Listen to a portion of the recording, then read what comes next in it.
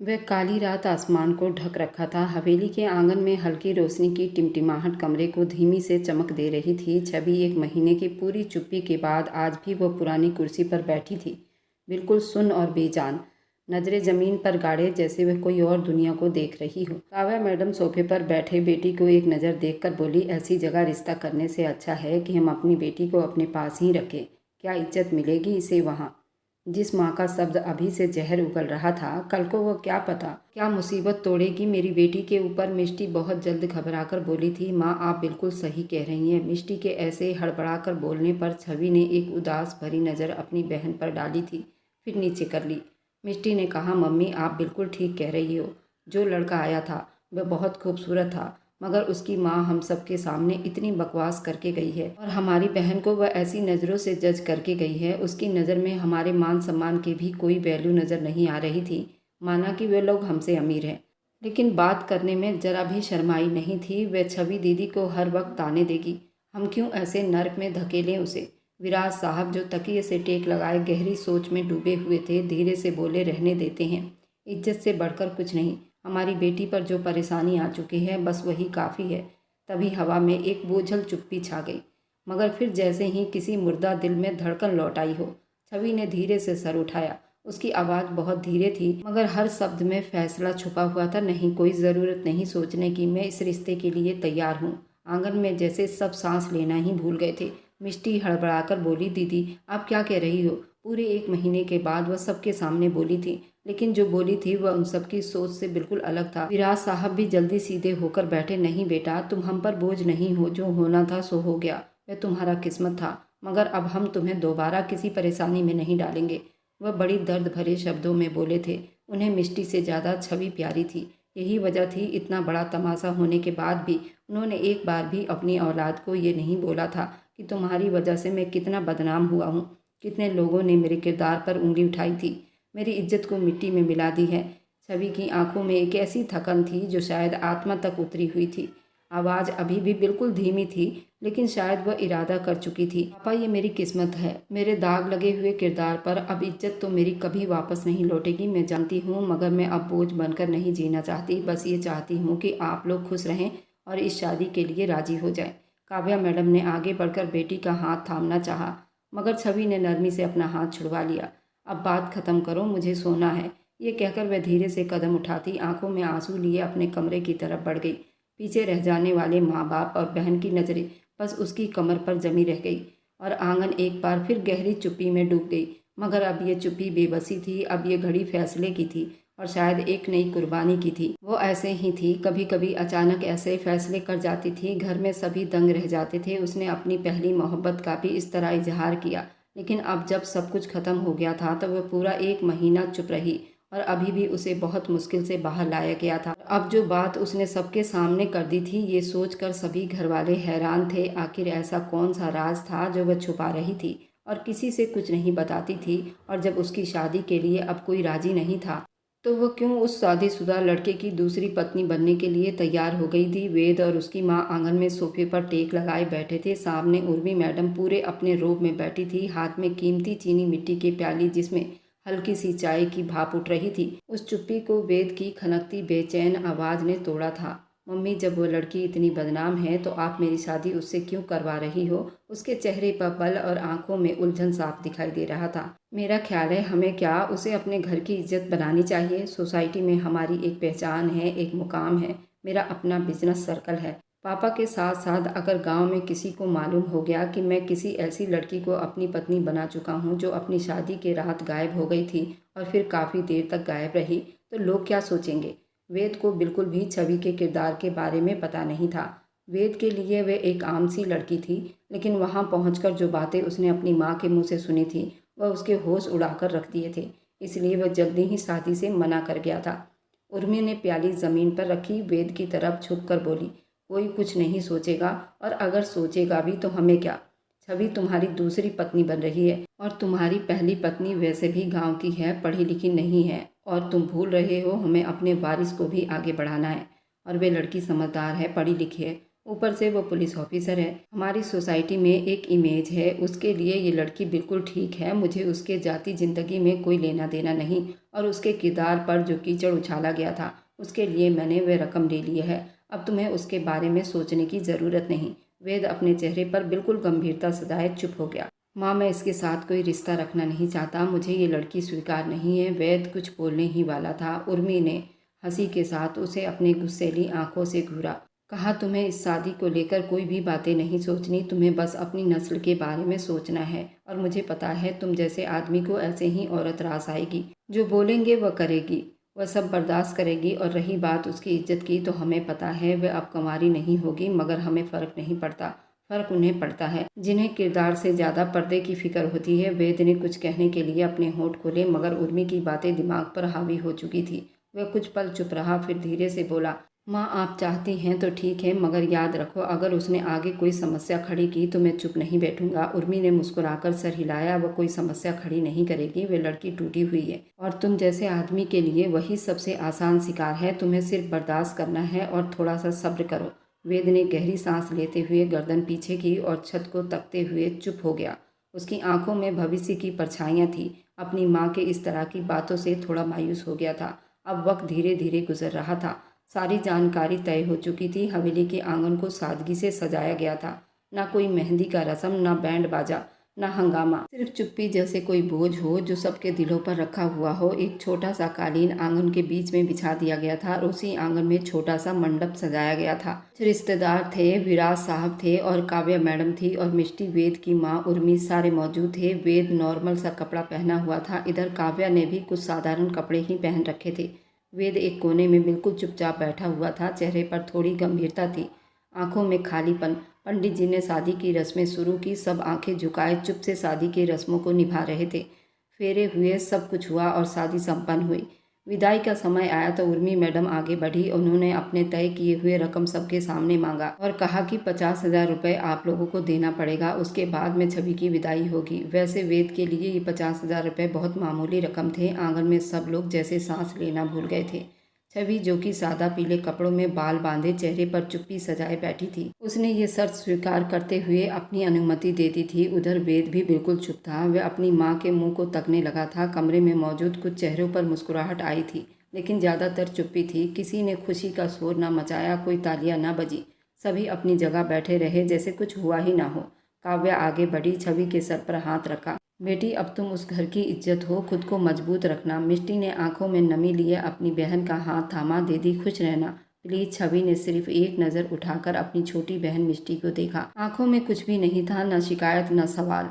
विदाई का टाइम आया तो कोई शहनाई नहीं बजाई गई। सिर्फ सादा पीले कपड़ों में दरवाजे पर खड़ी थी छवि ने बगैर किसी से पूछे अपना छोटा सा बैग उठाया। पापा के कदमों में जाकर बैठी। विराज साहब ने उसे उठाकर सीने से लगाया। वह चुपचाप दरवाजे की तरफ बढ़ गई। वेद भी उसके साथ चुप से चल दिया।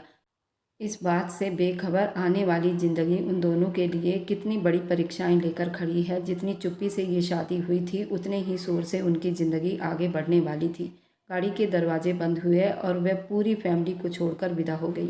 ये विदाई तो 1 महीने पहले होनी थी, लेकिन शायद किस्मत को कुछ और ही स्वीकार था।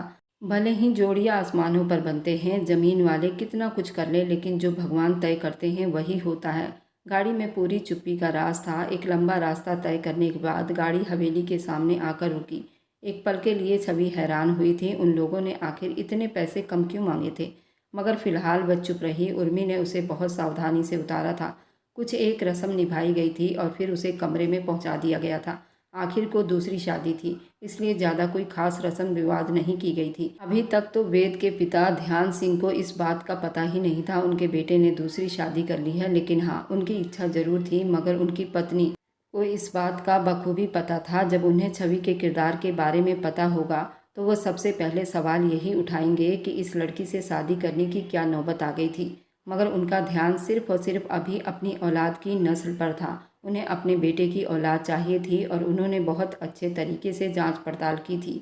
छवि के खानदान में बच्चे बहुत जल्दी पैदा हो जाते थे। यही वजह थी कि उन्होंने छवि का चुनाव किया था, और वो बेहद तसल्ली में थी, क्योंकि जितनी सुलझी हुई समझदार लड़की उन्होंने अपने बेटे के लिए सिलेक्ट की थी, आगे जाकर वह उन्हें आराम देती। कमरे में हल्की सी मध्यम रोशनी फैली हुई थी, फूलों की महक हवा में फैली हुई थी। छवि दुल्हन का जोड़ा पहने चुप से कमरे की तरफ बिस्तर पर बैठी थी। आंखों में कई सपने, दिल में अजीब सी हिचकिचाहट थी और दिमाग में हजारों सवाल। हर पल दरवाजे की तरफ देखती थी, जैसे किसी जादू के इंतजार में हो, जैसे अभी कुछ खूबसूरत होने वाला हो। हाँ, आज वह बड़ी तसल्ली में थी। आंखों की वीरानी कहीं खो सी गई थी और ये बात हर आदमी ने महसूस की थी। वक्त बीत रहा था, घड़ी की सुइयां एक एक मिनट आगे बढ़ रही थी, लेकिन कमरे का दरवाज़ा बंद ही रहा। और फिर करीब 1 घंटे के बाद दरवाज़ा खुला। वेद कमरे में दाखिल हुआ। नज़रें सीधे छवि पर पड़ी। एक पल के लिए उसके तरफ देखा, फिर बिना कुछ कहे सीधा वॉशरूम की तरफ बढ़ गया।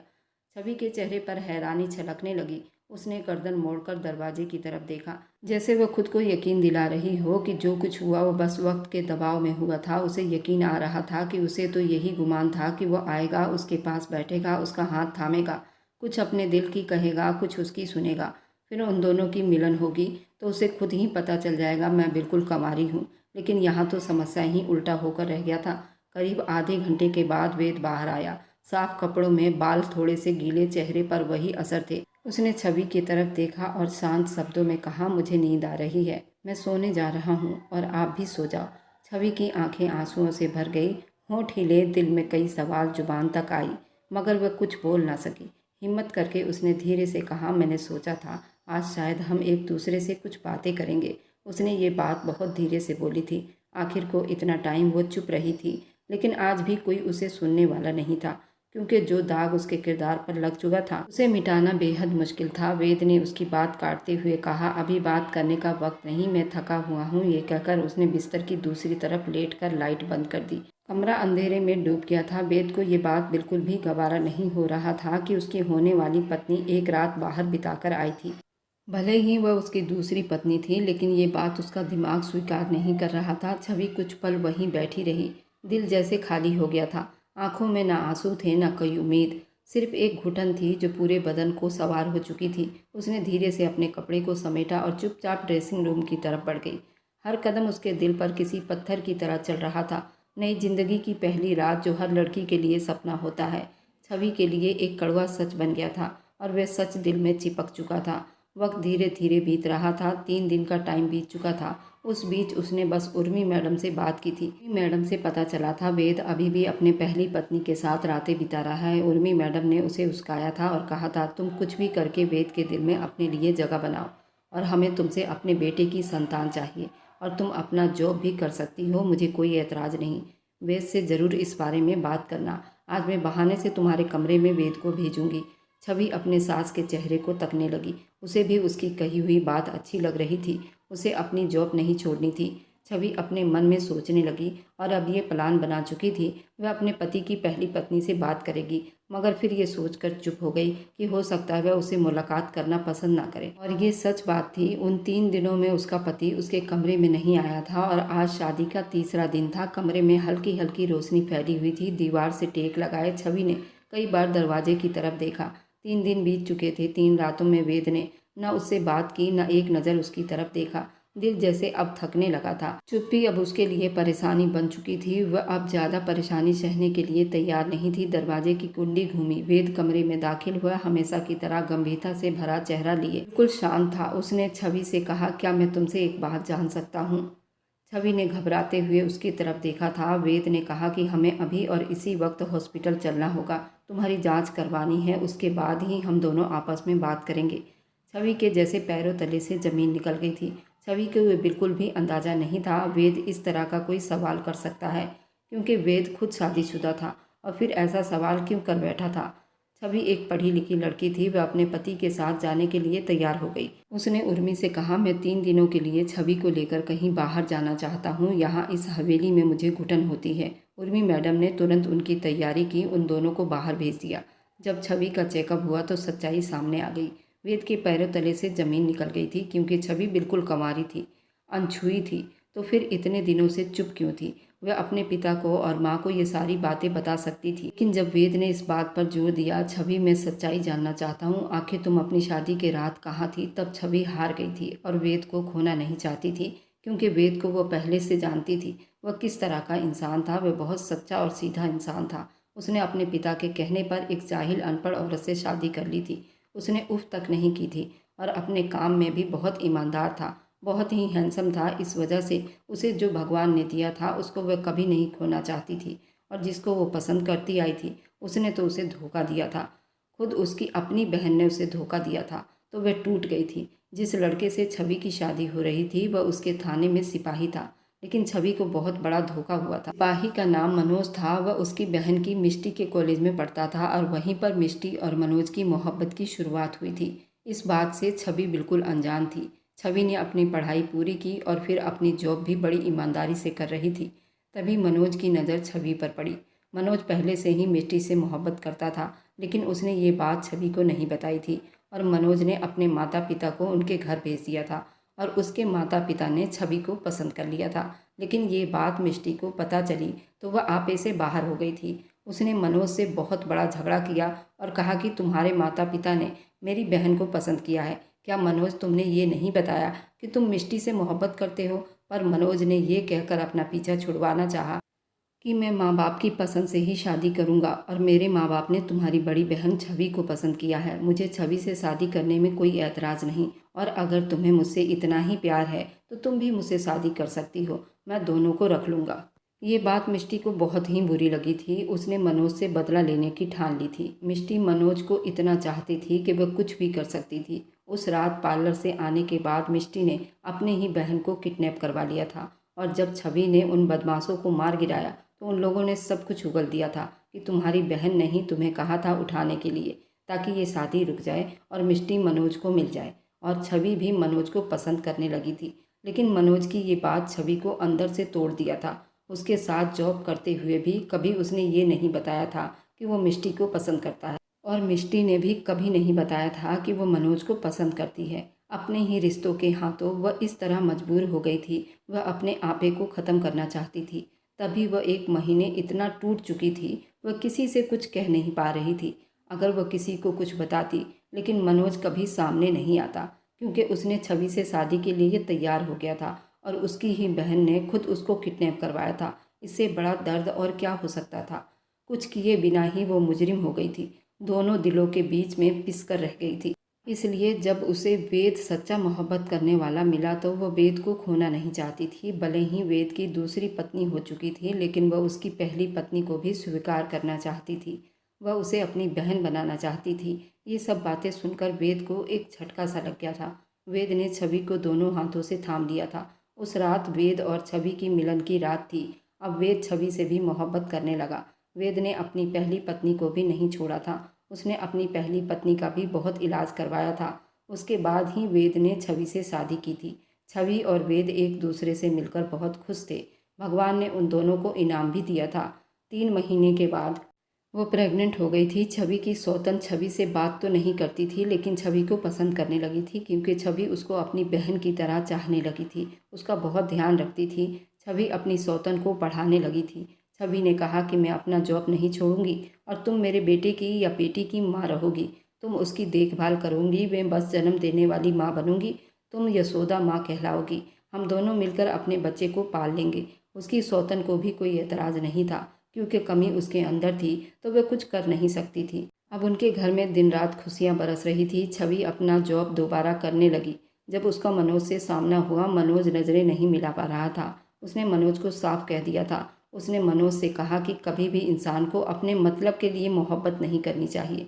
अगर इंसान मतलब के लिए मोहब्बत करे तो वो मोहब्बत नहीं, सौदा है। जो भी तुमने मेरे साथ किया था मैं उसे कभी भुला नहीं सकती। सबसे ज़्यादा दर्द जब हुआ था जब मेरी बहन ने मेरे साथ ये सब किया था, लेकिन वह तुमसे ज़्यादा सच्ची मोहब्बत करती है। तभी वह अपने मोहब्बत में इस कदर आगे बढ़ गई थी। तुम एक बुज़दिल इंसान हो। तुम सामने से आकर ये ना कह सके ये सब तुम्हारी वजह से हो रहा है। चुप सारा तमाशा देखते रहे, मेरे बाप की बेइज्जती देखते रहे, मेरी माँ की आंसू देखते रहे, लेकिन एक शब्द ना कहा ये सब कुछ मेरी वजह से हुआ है।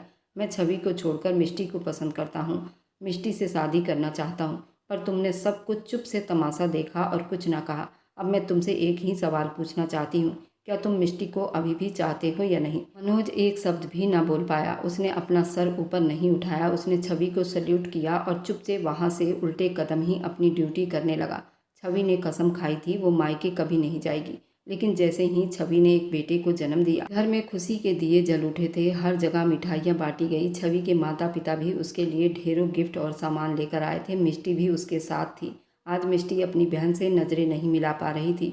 उसने छवि से माफ़ी मांगनी चाही, लेकिन छवि ने हाथ के इशारे से उसे चुप रहने को कहा। उसने कहा कि ये बात माँ बाप को पता नहीं चलनी चाहिए। जो हो गया सो हो गया, उसे भूल जाओ और तुम और मनोज दोनों अपनी आगे की ज़िंदगी बिताओ। लेकिन ये बात इतनी आसान नहीं थी जितनी दिख रही थी। मनोज के माता पिता कभी भी उसकी दूसरी बेटी का हाथ नहीं मांगते, क्योंकि उसके दरवाजे से बारात लौटी थी और इससे बुरी बात कोई नहीं हो सकती थी। और मनोज भी अपने माँ बाप को नहीं मना पाया था। जब मिष्टी ने ये सारी बातें रोकर बताई, तब छवि ने वादा किया कि जो कुछ हुआ उसे भूलना होगा और मैं तुम्हारी शादी जरूर मनोज से करवा कर रहूँगी। छवि अपने पति और बच्चे के साथ मनोज के चौखट पर जा पहुंची। मनोज के माता पिता उसे देखकर हैरान हो गए थे, क्योंकि वेद शहर का जाना माना इंसान था और उसके सामने ना करना तो बनता ही नहीं था। मनोज के माता पिता भी वेद के सामने झुक गए। वेद ने मनोज और मिष्टी की शादी की बात की और उन्होंने मनोज के माता पिता को सारी सच्चाई बताई। मनोज के माता पिता के सर शर्म से झुक गए और उन्होंने छवि और वेद से माफ़ी मांगी। फिर मनोज के माता पिता ने छवि के माता पिता से भी माफ़ी मांगी। उन्होंने कहा कि मनोज की वजह से ये सारी समस्या पैदा हुई थी। मनोज ने कभी खुलकर ये नहीं कहा कि वो मिष्टी से मोहब्बत करता है। अगर वो पहले ही बता देता तो शायद ये नौबत ही नहीं आती। लेकिन जो भगवान किस्मत में लिखता है वह तो होकर ही रहता है। लेकिन इस कहानी को सुनाने का मेरा मकसद इतना था, अगर कोई भी किसी से मोहब्बत करता है, अपने माता पिता को खुलकर बताएं और बात करें, ताकि ऐसी कोई समस्या पैदा ना हो, कोई गलतफहमी ना हो। छवि की जान तो शायद बच गई थी। इसे जुनूनी लोग शायद कत्ल भी कर देते हैं, तो क्राइम होने से बचें और खुद को बचाएं। और मेरी वीडियो आप लोग जहां कहीं से भी देखते हैं, कमेंट में अपने शहर और राज्य का नाम ज़रूर बताएं। मुझे आप लोगों के कमेंट पढ़ने में बहुत बहुत आनंद आता है और उन सभी का मैं बहुत बहुत धन्यवाद करना चाहती हूँ। जो लोग मेरी वीडियो को देखते हैं, लाइक करते हैं और शेयर करते हैं। अगर आपको आज की कहानी पसंद आई है तो वीडियो को ज़रूर लाइक कीजिएगा और अपने दोस्तों के साथ शेयर भी कीजिएगा। और हाँ, अगर आपने अभी तक हमारे चैनल को सब्सक्राइब नहीं किया है तो ज़रूर जाकर सब्सक्राइब कर लें। मिलते हैं हम अपनी कल की एक और नई दिलचस्प कहानी के साथ। मुझ पर सदा अपना प्यार और स्नेह बनाए रखें। सभी को मेरा प्यार भरा नमस्कार दोस्तों।